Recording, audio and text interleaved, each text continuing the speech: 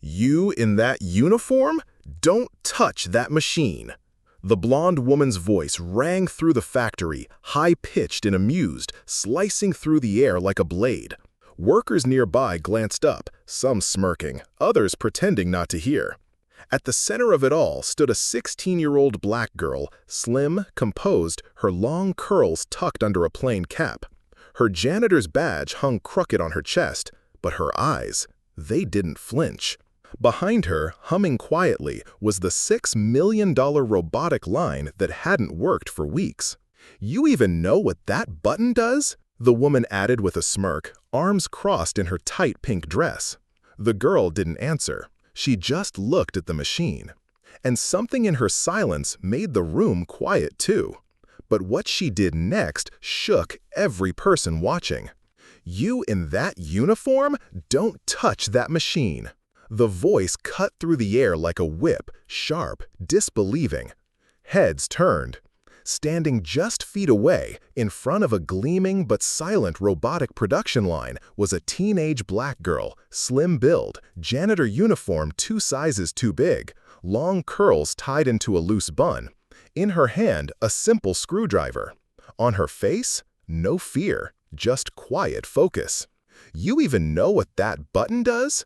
The white woman sneered. She was tall, polished, and proud, platinum blonde hair, designer pink blazer, and an unmistakable air of superiority. Her laughter echoed through the factory floor. To her, the girl was just background noise, a helper, someone to mop spills and stay out of the way. The girl said nothing. A few younger workers snickered. Phones came out. A middle manager muttered, "This'll be quick." But the girl didn't move away. She stepped forward instead, closer to the console. Her fingers hovered over the panel. "Don't embarrass yourself, sweetheart," the woman added coldly. "There are real engineers watching." Still no reply. But beneath that silence, something was rising. Inside her chest, a storm began to stir. This wasn't the first time she'd been underestimated. It wouldn't be the last. And they had no idea what she carried. Because her hands weren't trembling from fear. They were remembering. Her name was Amara Evans, 16 years old, too young, too quiet, too invisible. Until today. The factory floor at Stratton Tech buzzed with whispers. The failed machine behind her had cost $6 million and stalled production for weeks. Experts had flown in, consultants had left in shame. Yet here she was, a teenage janitor with a worn badge and muddy sneakers, standing inches from it, about to touch the controls. From the far end, someone called out, "Hey, where's her supervisor? She's gonna blow the whole thing up." Amara glanced sideways.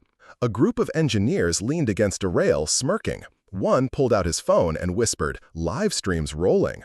Behind them, the blonde woman, Caitlin Rouse, operations manager, folded her arms. "This'll be good. Maybe she'll mop up her own mistake after."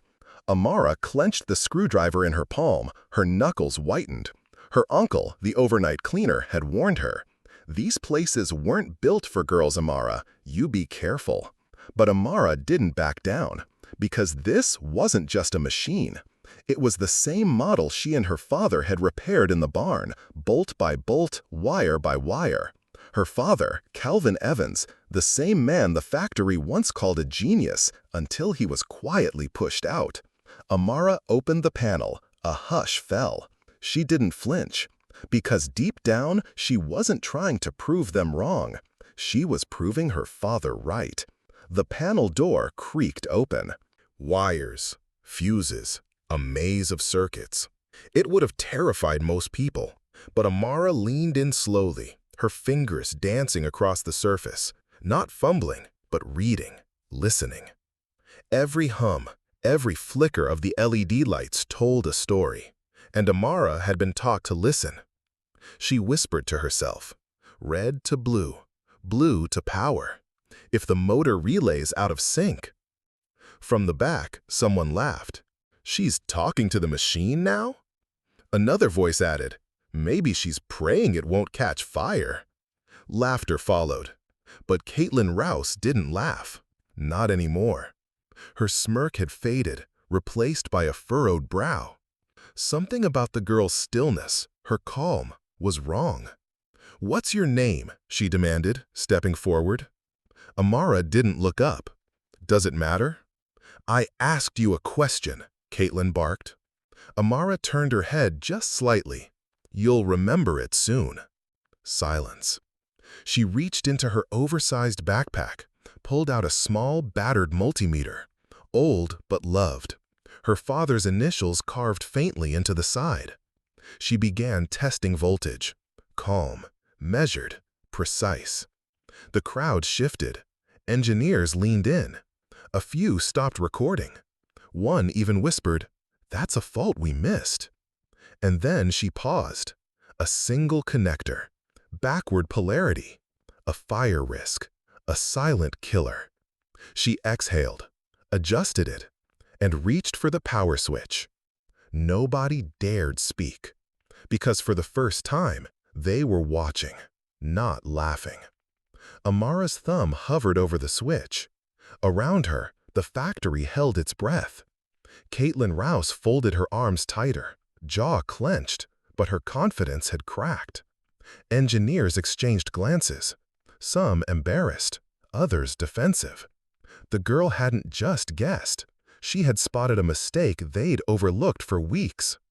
"I swear," one of the technicians whispered, "if this thing powers up." "She got lucky," Caitlin snapped. "Any spark, any noise, it's just coincidence." Amara didn't react. She closed her eyes, remembered the sound of the barn back home, her father's voice teaching her to feel the rhythm of machines, not just fix them. She pressed a button. Nothing. 1 second. 2. Then, a soft hum. The power light blinked green. Internal gears rotated. Cooling fans kicked in. The robotic arms realigned. The machine roared to life. Gasps spread across the factory floor. Someone dropped their phone. A clipboard clattered to the ground. Caitlin took a step back, eyes wide. The crowd who had once laughed, now stared. Amara stepped away from the console slowly, letting the machine speak for itself. Caitlin tried to regain control. "It was already in boot cycle," she said too loudly. "Anyone could have." "No," said a deep voice behind her. Everyone turned. A man stood at the doorway. Worn jeans, quiet posture, familiar eyes. "Only one person here knew what she was doing," he said softly. It was Calvin Evans. And in that moment, every system of bias, every smirk, every whisper, collapsed. The room froze. Calvin Evans stepped onto the factory floor, not with arrogance, but with quiet gravity. His eyes scanned the room slowly. Some of the older engineers recognized him instantly. Their jaws slackened. One even whispered, "That's Calvin Evans? He used to lecture at MIT." But Amara didn't look at them. She looked at him. Their eyes met. He nodded once. Nothing showy, just the subtle, wordless affirmation only a father could give. "I trained her," he said, his voice steady. "Not in classrooms, not in conferences. In the barn, with engines older than this building." The silence thickened. No one interrupted. "Some of you mocked her, judged her uniform, her skin, her age, but not one of you saw what mattered." Caitlin Rouse was pale now. Her eyes darted toward the factory cameras, realizing this moment was bigger than her pride. She started, but the words vanished. Amara turned to her, not with spite, not with triumph. She took off her janitor badge, walked over to the main control board, and gently laid the badge next to it. "I don't need a title to matter," she said softly, "but maybe now the next girl won't be laughed at for trying." Applause broke slowly. Not One voice in the back murmured, "They finally see her." And in that soft echo, as the machine kept running, the factory witnessed something far more powerful than automation.